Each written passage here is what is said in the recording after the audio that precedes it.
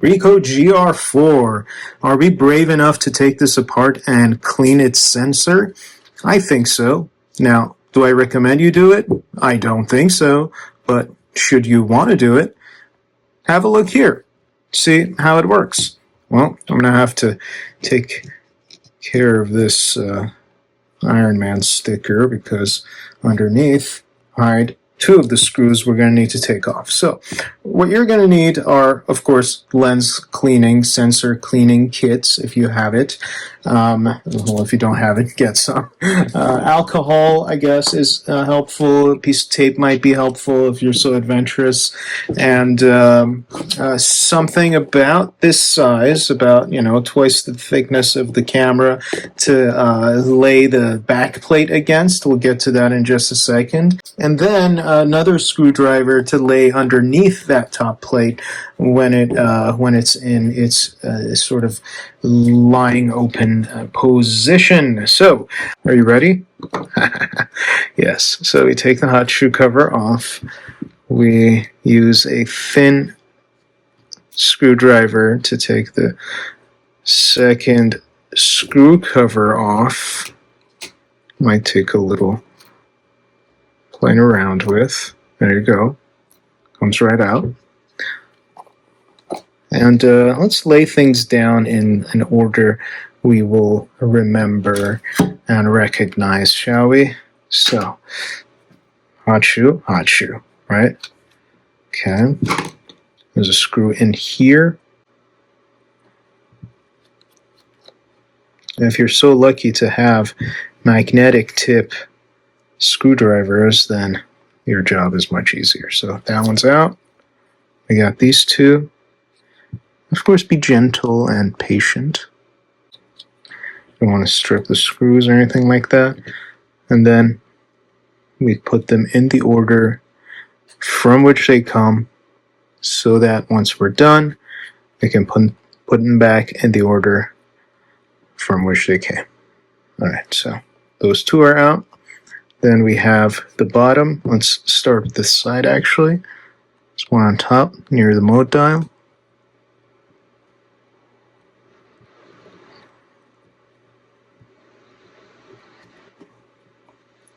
Okay. That one's out. There's one underneath it. You gotta take this cover off and hold it to the side to get to the screw.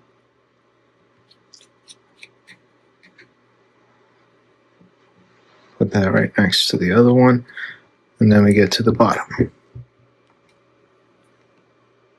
One in the corner.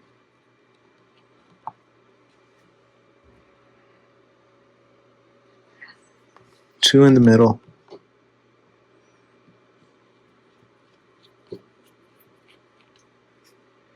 These are longer.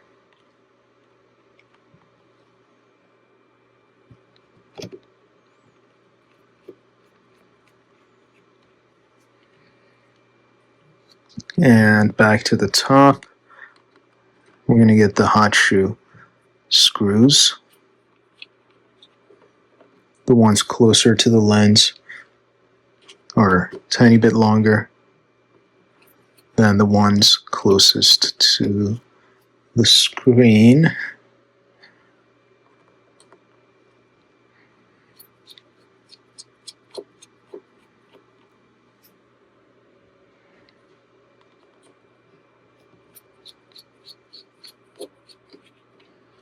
Okay, now off comes the hot shoe flash holder, and now the top plate can come off.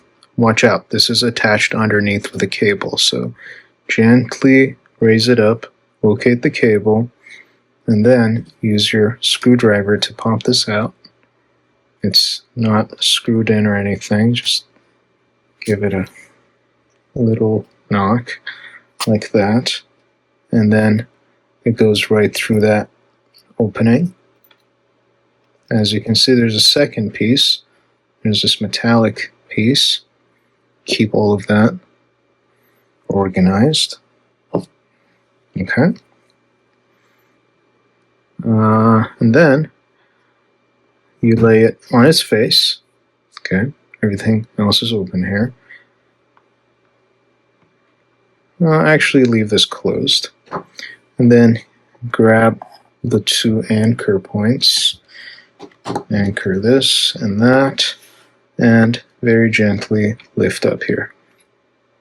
There's cable attached at the end over there. Very gently. Boom. See why we needed those two things? All right, we're almost done with the unscrewing part. So 1, 2, 3 left here. But before we do that, I actually forgot to do something pretty essential. Let's do that right now. I forgot to take out the battery. Boom. Easy.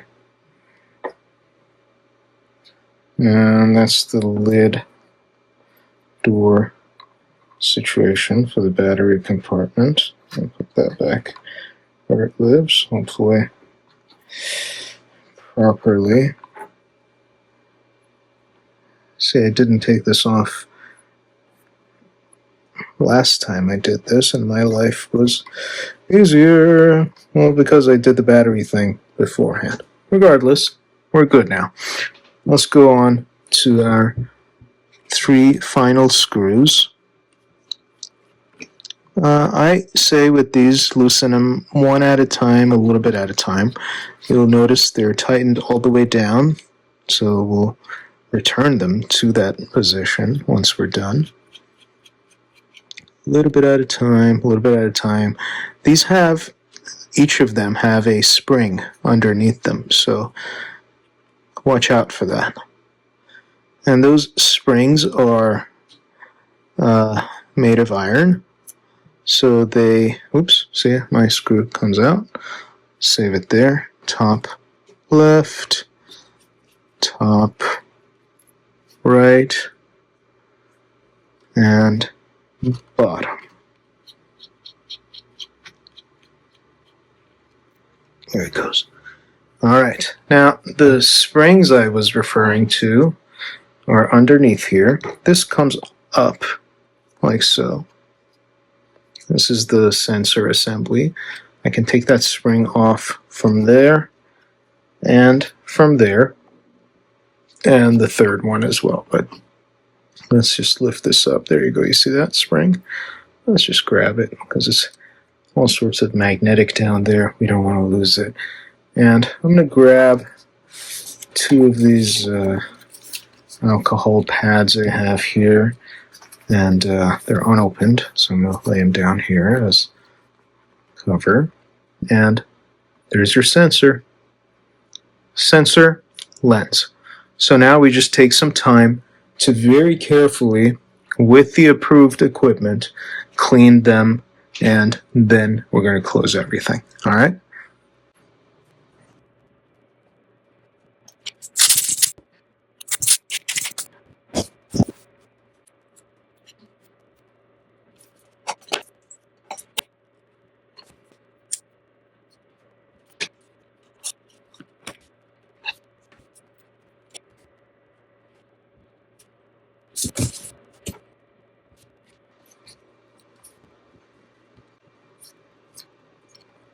All right, hope you saw that. Started with those springs, and now we're back with the longer screws for the IBIS sensor assembly.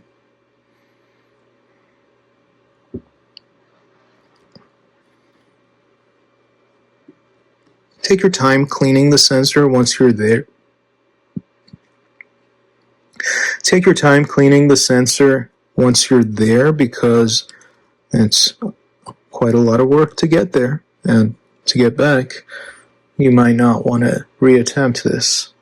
Well, of course, it gets easier every time you do it.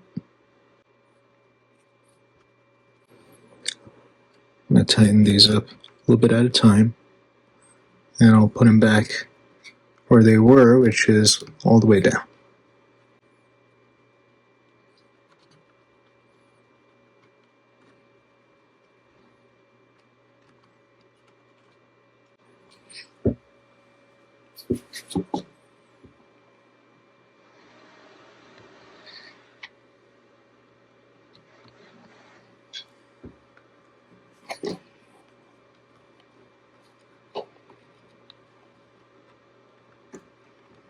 Mm-hmm.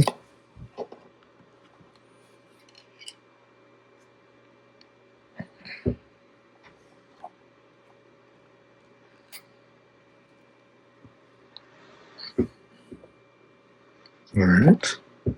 What's next is the top. We're going to route the hot shoe through, just like that. And this little guy, you remember him? I'm going to put him underneath where he belongs, but we're going to use this flathead to lift it up a little bit before we go in so that it can fit into place properly.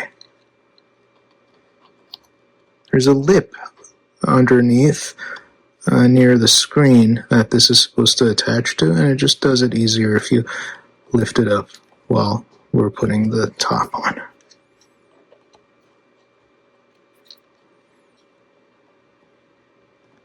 Like that.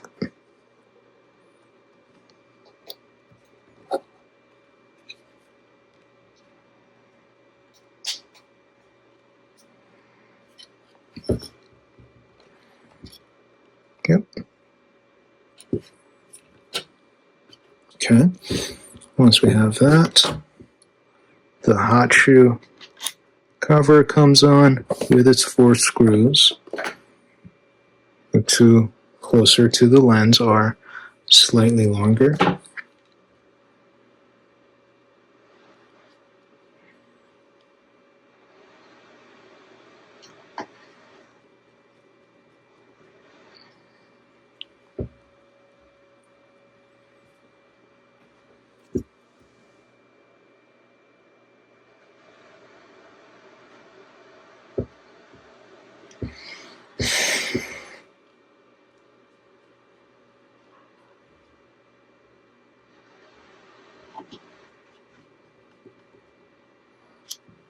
And then the 2 slightly shorter ones closest to the screen.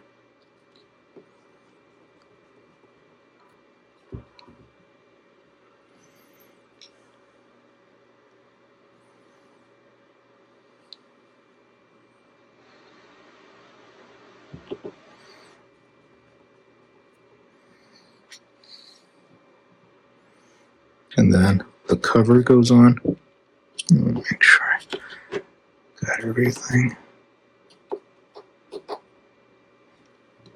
And this cover goes on, and you just got to make sure the front of it fits underneath nice and tight. Oops, see, I was putting it on backwards.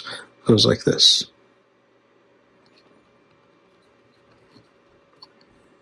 And just push the front of it down, and it slides in just like that. Just going to go ahead and put this back on there as well while we're at it. Now, let's move on to the rest of the screws. Hold everything together nice and tight. Make sure it doesn't fall apart.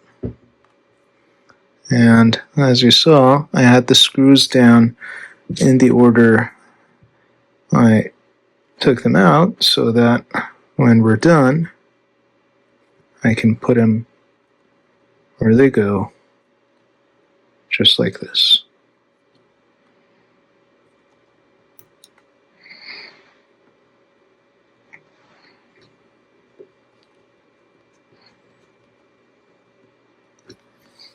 Okay, remember this one exists underneath.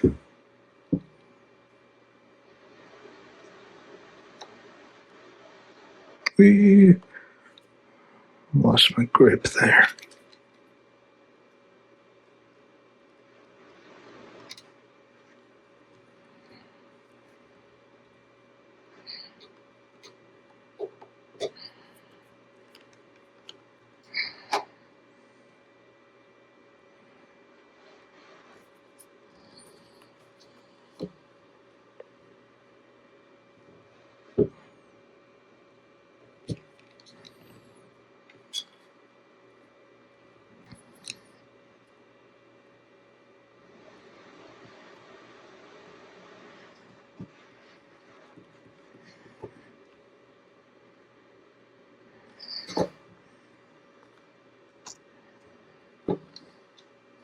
These two middle ones, as you recall, are a little bit longer as well.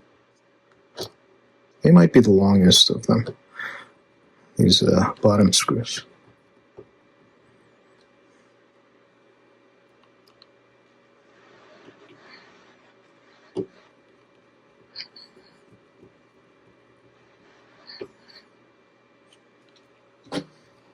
Two on the side.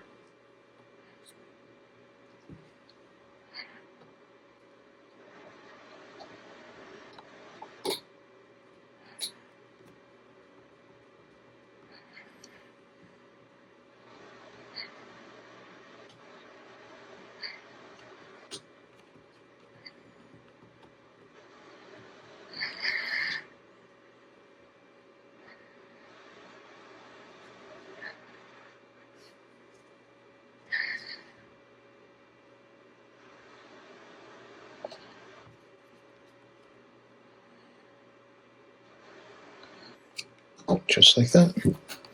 Let's put the battery back in. Let's see. Oh, I need to reinstall the battery door. No, that's good now. All right, so spring action was missing for a sec, but we're good. All right, we're back in action. Now let's take a look at the dust. We're going to go to F16. I'm going to take it to the light, go to macro mode, come to the closest focusing distance. Here, I'll show you guys here. So macro mode all the way down to 6 centimeters, go to bright light source and take a few shots and move it slightly. And as you can see, is that? No, it's not, because it moves. Yeah, you see, that's why we move it.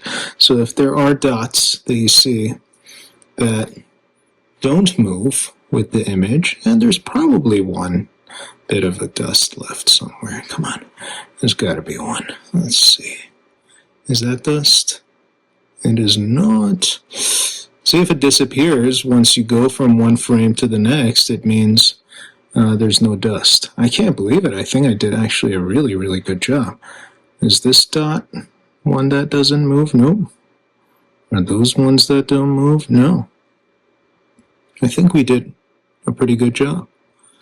All right, so what I've done to prevent, hopefully, dust from going in is add this thing. I used to not believe in these until I got a ton of dust on my lens. So there's that. And of course, you can add a cap on top of this and all sorts of other things, which I go through in my other videos. Again, this is not something that you necessarily want to attempt, but if you do want to do that, I think it's completely doable, as you can see.